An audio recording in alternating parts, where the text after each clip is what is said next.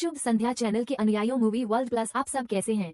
हमारी आज की मूवी का सारांश पेरिस 2024 के तहत है। देखने का आनंद लें। कहानी अटलांटिक महासागर में एक जहाज से शुरू होती है, एक ऐसी जगह जो बहुत सारे कचरे से भरी हुई है। और इस जहाज पर हम एक वैज्ञानिक सोफिया को देखते हैं, उनके साथी क्रिस के साथ, जो उनकी टीम का हिस्सा है। और वो उस क्षेत्र के बारे में बात करना शुरू करती है जहाँ वे अब हैं, महासागर। और यह भी बताती है कि ये जीवाश्म मछलियों और समुद्री स्तनधारियों को कैसे प्रभावित करते हैं और इसके कारण वे सामान्य से अधिक उग्र हो सकते हैं और लोगों को इस तरह की महत्वपूर्ण बात जानने की जरूरत है। और अंत में वो उन्हें मिको नामक शार्क के एक समूह के बारे में बताती है।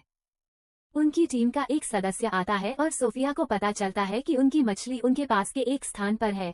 इसलिए वो अपनी टीम से कहती है कि जल्दी से पानी में जाएं और मछली का एक हिस्सा लें ताकि वो इसे प्रयोगशाला में अध्ययन कर सके।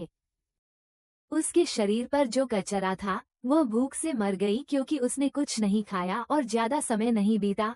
और हम देखते हैं कि माको मछलियों का एक समूह गोताखोरों के स्थान में प्रवेश करता है और यह उनके लिए बहुत अजीब है। यहाँ हम समझते हैं कि शार्क का व्यवहार उनके आसपास के कचरे के कारण बदल गया है। जब तक सोफिया रडार पर मछली को देखती है और फिर क्रिस देखता है कि मछली बहुत बड़ी है, सामान्य से अलग, और जो उसने पिछली बार देखी थी। क्रिस उसे नमूना लेने के लिए पास जाने को कहता है, लेकिन दुर्भाग्य से वो उसे और बाकी टीम पर हमला करती है और उन्हें मार देती है। क्रिस पानी में रहता है और वो मछली से डरती है और उसके कार्यों को नहीं समझती जब तक कि वो बाहर नहीं निकलती। और हम जानते हैं कि वो अकेली है जो लगभग उसकी मदद से जीवित रहती है। इस घटना के 3 साल बीत जाते हैं और हम सोफिया को एक समुद्री संग्रहालय में काम करते हुए देखते हैं। और यह केटी और पूरी टीम के साथ जो हुआ उसे भूलने के लिए है। वो उसकी कहानी सुनता है और संग्रहालय से बाहर आता है और मिका नामक एक महिला से मिलता है और जानता है कि वो अभी भी मछलियों के साथ है, लेकिन अब उसे उसकी मदद की जरूरत है जब तक वो एक गुप्त स्थान पर नहीं जाती। और हम समुद्री दुनिया में रुचि रखने वाले एक समूह को देखते हैं। ये पेरिस, फ्रांस में स्थित है और कुछ दिनों के लिए चीन नदी में है। बेशक सोफिया कोई बाधा नहीं है। यह इसलिए है क्योंकि आग में उसकी उपस्थिति बहुत खतरनाक होगी क्योंकि जनसंख्या पानी पर उतर रही है और एक ने कल एक दुर्घटना की। और जब उसके शरीर में पानी की वास्तविकता पूरी तरह से गायब हो जाती है, आप नदी में उतरेगी और किसी भी तरह से उससे संवाद करेगी। लेकिन बेशक सोफिया ऐसा कुछ करने से इनकार करती है क्योंकि जो हुआ उसके साथ पिछली बार। और रात में हम मिका को बेन के साथ छोटी नाव पर सवार होते हुए देखते हैं और नदी के स्थान पर पहुंचते हैं और पानी में उतरती है ये देखने के लिए कि शार्क ने वास्तव में उसे ही हमला किया था। लेकिन ज्यादा समय नहीं बीतता और बेन उनके पास एक और नाव देखता है और मिका को संकेत देता है कि पुलिस आ गई है।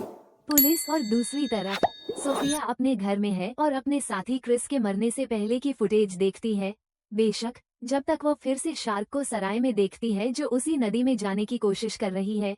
और यह वास्तव में मिका की मदद करने के लिए है जो उसके साथ जांच करती है और पूछती है कि वो आग में क्या कर रही है।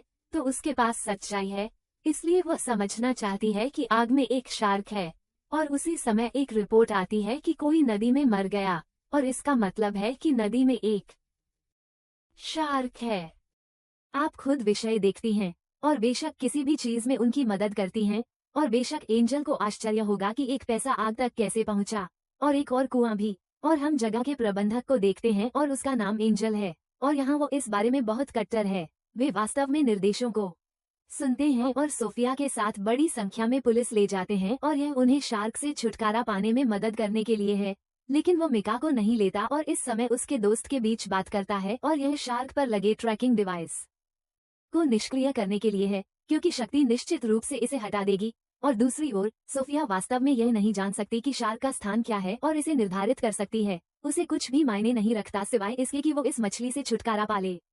मछलियां चाहे जितनी भी महंगी हों तो सैनिक उसके पास से जगह का पता लगाने आते हैं। ऐसे ट्रैकिंग अंडे उसे अकेले नाव से बाहर निकालते हैं जब तक वो फिर से लौटकर सब कुछ नहीं जान लेता जो कुछ समय पहले हुआ था। वो उसे बताती है कि वो शहर के मेयर से बात करेगी और फिर से उसके घर लौटती है, ऐसे घूमने की कोशिश करती है और सोफिया को ढूंढती है और जानता है कि कुछ साल पहले उसके साथ क्या घटना हुई थी। एफबी की वो फिर से उसके संग्रहालय में जाता है उससे बात करने के लिए और जो उसने घटना में जाना उसके बाद बहुत सहानुभूति रखता है और उससे कहता है कि वो उसके साथ शहर के मेयर से बात करने आए और कि उन्हें जल्द से जल्द होने वाली प्रतियोगिता को रोकना चाहिए, नहीं तो शार्क एक को खा जाएगी, एक के पीछे एक। और यहाँ वे मारोर पर जा रहे हैं, जो वास्तव में प्रतियोगिता को रद्द करने से इनकार करता है, जो हुआ क्योंकि उसने अपने उपकरणों पर जो उसके पीछे और सामने था खर्च किया। और अंत में वे जानते हैं कि उनके सामने कोई और समाधान नहीं है सिवाय इसके कि किसी भी तरह से इस ठंडी शार्क को मार दें। उसी समय बीका के दोस्त का बेटा आता है और यह उसे शार्क से जानने के लिए है। अब नदी में एक जगह जिसे मृतकों की गुफाएं कहा जाता है और महासागर पर फिर से स्प्रे करेगा। और कि मिका बाकी टीम के साथ मृतकों की गुफाओं पर जाएगी और यह उनकी योजना को लागू करने के लिए है। और एडेल जानती है कि यह योजना लगभग आत्मघाती है। मिका अपनी टीम के साथ वास्तव में नदी में जाती है ताकि वह गेंद डाल सके, जिसके माध्यम से संकेत जारी होंगे और शार्क को उन पर सराहेगी। और इससे पहले कि वह कुछ करे, हम देखते हैं कि एडेल और सोफिया दृश्य पर पहुंच गए हैं उसे ऐसा करने से रोकने के लिए। और मिका पानी से बाहर निकलने से इनकार करती है। एडेल उसके पीछे आती है ऐसा करने के लिए और हम देखते हैं कि लेंस से एक छोटा पैसा है और इसका मतलब है कि उसने एक नया पैसा छोड़ा। जब तक माँ मिको को आसानी से खा लेती है, उसके बाद लंबे समय तक अराजकता हर जगह फैल जाती है, जब तक लेस सभी पर हमला करता है और कई लोग पानी में गिर जाते हैं। और बेशक सोफिया अब अपनी आंखों के सामने जो हुआ उस पर विश्वास नहीं करती। और एडेल बाकी सैनिकों के साथ जो अभी भी जीवित हैं, तुरंत जगह छोड़ देते हैं और यहाँ अस्पताल की ओर बढ़ते हैं। और कुछ साल पहले उसके साथ जो घटना हुई थी उसे याद करने लगती है और वह दृश्य लगभग फिर से उसकी आंखों के सामने दोहराया जाता है। और समाचार में सुनती है कि सैनिक छोटे शार्क को पकड़ने में सफल होते हैं और सोफिया दोहराती है कि वो इसे ऐसे ही अध्ययन करने का काम लेती है शिष्टता पर। और इस समय वह देखती है कि एक बहुत ही खतरनाक रहस्य है और कि शार्क सामान्य प्रजनन से नहीं आई या कुछ भी, लेकिन ये लेंस से नीचे आया बिना किसी अन्य मछली से मिलन के।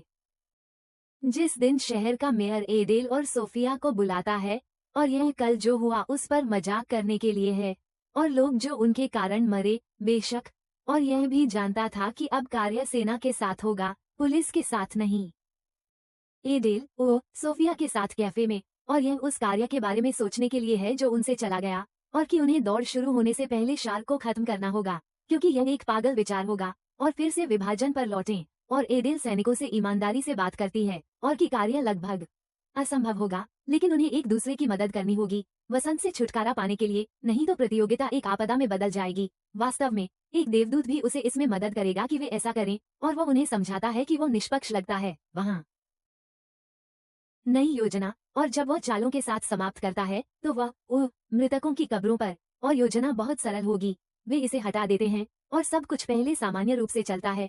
और दूसरी तरफ प्रतियोगिता शुरू होती है और लोग नदी में उतरते हैं और सभी लोग इस तरह चिल्ला रहे हैं और नहीं जानते कि उनके साथ थोड़ी देर में क्या कर्तव्य किया जाएगा और उसके बाद क्या हो सकता है। और फिर सोफिया और अडेल लेंस खींचने की कोशिश करते हैं ताकि बड़े झटके से छुटकारा पा सकें, लेकिन वे देखते हैं कि सभी शार्क उनकी ओर आ रही हैं और हम जानते हैं कि उसने इसे अपने लिए एक कॉलोनी छोड़ दी और मछलियों की भूमि से बहुत सारी मछलियां नीचे आ गई हैं और इसलिए इसका आकार हाल ही में बहुत बड़ा हो गया था।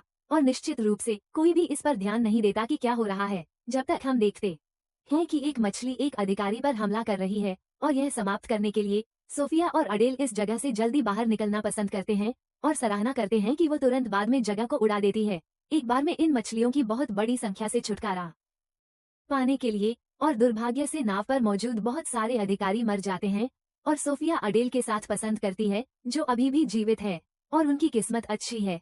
लेकिन इसका काला ये है कि शार्क कम प्रतियोगिता में जाएगी और दूसरी तरफ वास्तव में वहां जाने की कोशिश कर रही है और पानी में जितने भी प्रतियोगी थे उनमें से अधिक खाने लगती है और निगलना हर जगह फैलता है और सेना किसी भी तरह से शार्क पर हर जगह से गोली चलाने की कोशिश करती है और अराजकता फैलती है। बेशक जब खुद घोड़ी बाकी लोगों के साथ नदी में गिर जाती है और फुटपाथ पर पानी के दबाव के कारण कि वे फिर से घाट पर निकलते हैं, जब वे देखते हैं कि मछलियां अभी भी हर जगह हैं और सोफिया जानती है कि यह नई शार्क का स्थान होगा और यह कि इस संख्या से छुटकारा पाना असंभव है, चाहे कुछ भी हो जाए। और उनके आत्मा प्रजनन के कारण यह असंभव है कि वे उनमें से एक चौथाई को भी मार सकें और यह सब उन लोगों के कारण है जो शार्क के व्यवहार को बदलने का कारण बने। और फिल्म यहीं समाप्त होती है।